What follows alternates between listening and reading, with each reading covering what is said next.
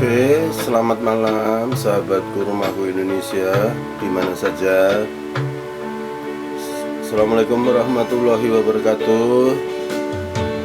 Saya sekarang ada di studio Rumahku Indonesia di Surakarta, tepatnya di Jawa Tengah.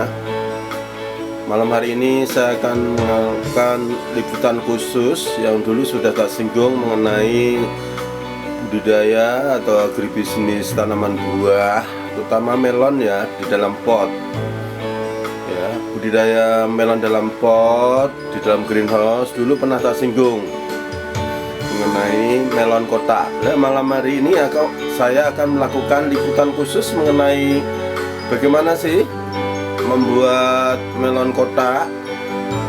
Kemudian ada cetakan-cetakan khusus melon kotak dari apa gitu ya. Kemudian ada melon botol, kemudian ada lain-lain. Malam hari ini kita akan sajikan ke sahabatku Rumahku Indonesia di mana saja. Oke ya, kita mulai saja. Pada prinsipnya sudah saya sampaikan mulai dari persemaian, kemudian pemeliharaan tanaman melon dan lain-lain.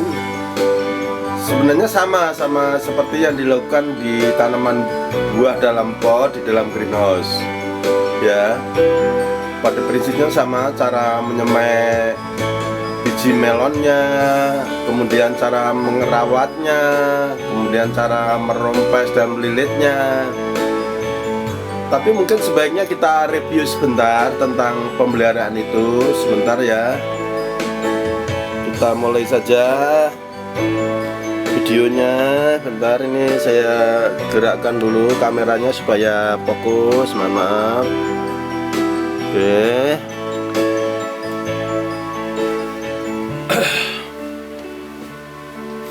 Oke ya sahabatku Rumahku Indonesia, kita mulai saja. Mohon maaf tertutup. Oke.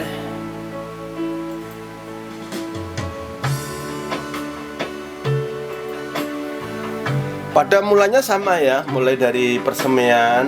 Dulu pernah tak singgung di tanaman buah dalam pot. Ini juga sama sebenarnya. Ini juga menanam melon di dalam kotak itu juga di dalam greenhouse ya. Tanamannya ada di dalam pot 40, kemudian kita tanam. Langkah pertama adalah persiapan media tanam. Seperti ini. Pot ember 40. Ini campuran antara tanah satu bagian, kompos satu bagian, pupuk kandang satu bagian, ditambah sekam padi 3 bagian. Jadi ada 4 jenis ya, dicampur, diaduk. Kemudian per ember itu dikasih sekitar ya 150 gram sampai 200 gram dolomit, campur gitu ya. Kemudian ini adalah bibitnya. Dalam satu polybag itu ada 2 tanaman, karena dalam satu ember nanti ada 2 tanaman. Jadi dalam satu polybag kita tanam dalam satu ember ya. Kemudian ini adalah perangkat trip.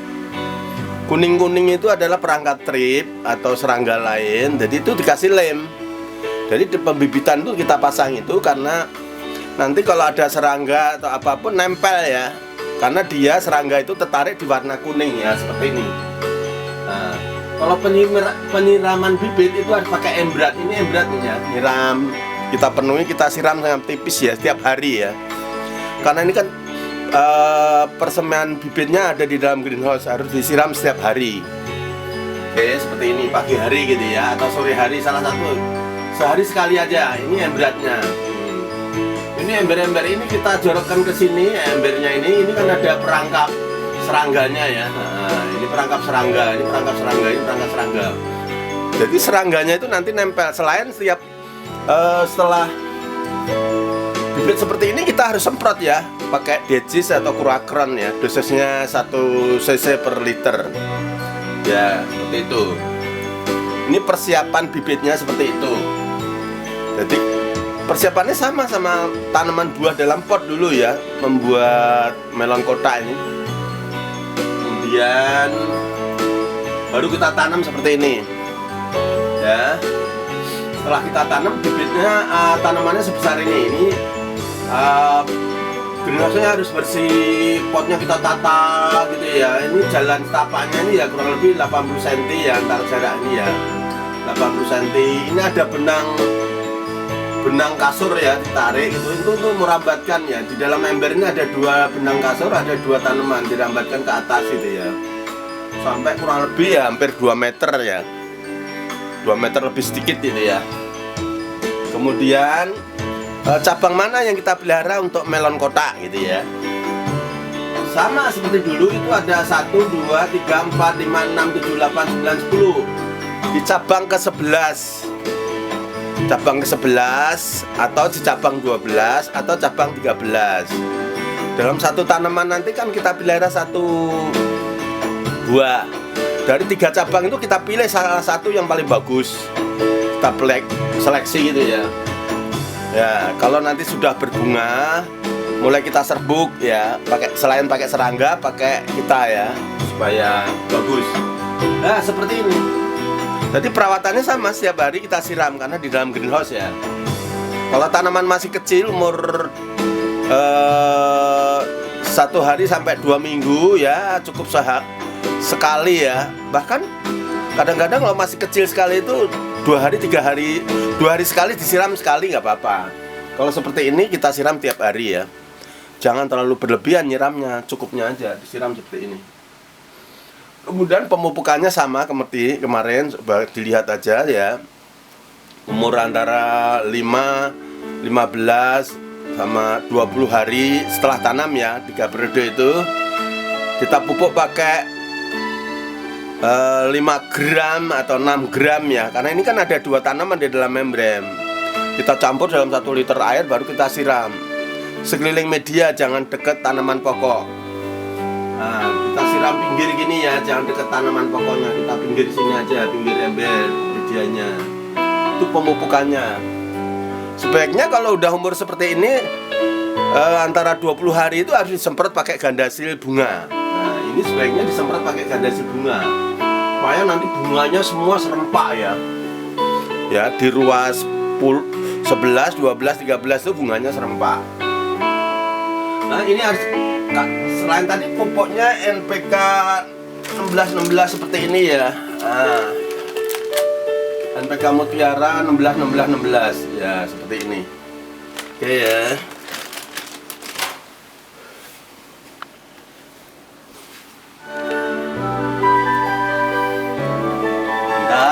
Kita persiapkan ini pupuk NPK 16-16-nya ya.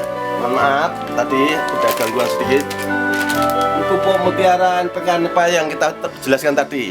Jadi umur 5 hari setelah tanam sampai 10 hari sampai 20 hari itu 3 kali ya kira-kira ya, diatur aja. Itu 5-6 gram dicampur 1 liter air, kemudian dikocorkan per ember ya, siram ya.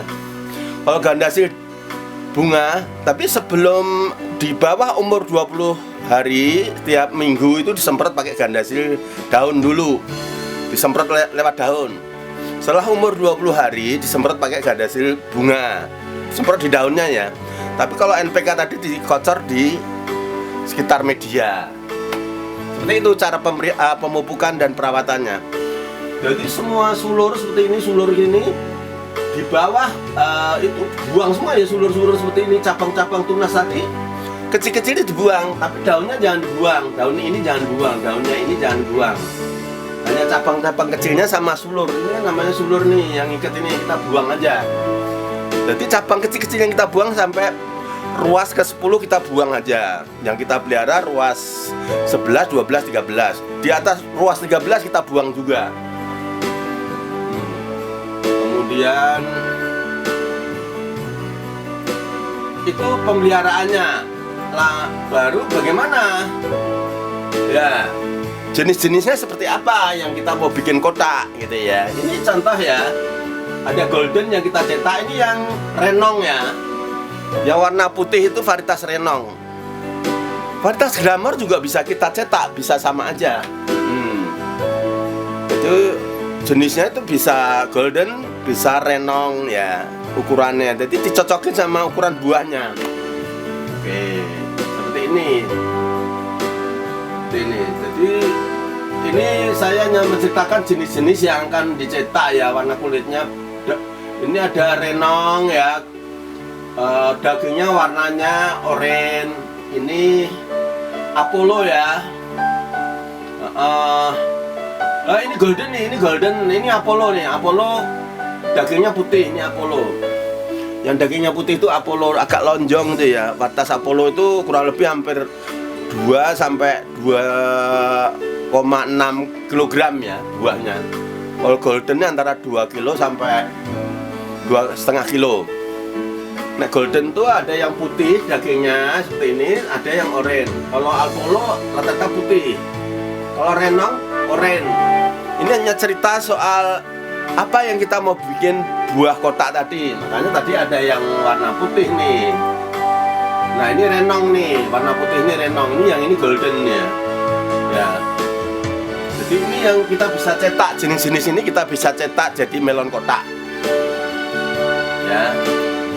Nah, ini glamor ini juga bisa buat kotak ya. Ini aku hanya menceritakan buah apa aja yang bisa dibikin kotak. Nah, seperti ini. Ini glamor bisa cetak juga. Nah, gitu ya. Ini glamor. Ya, ini contoh. Ini yang golden. Oh, ini Apollo ini Apollo lonjong, ini Apollo biasanya ya. Apollo ini. Yang ini glamor, ini golden, ini yang renong. Yang putih ini renong nih. Ya, ini renong nih. Kita sekalian edit biar agak jelas dulu, biar agak gede. Gambarnya biar agak gede, kita edit. Nah, seperti ini. Jadi ini Apollo, ini glamor, ini renong, ini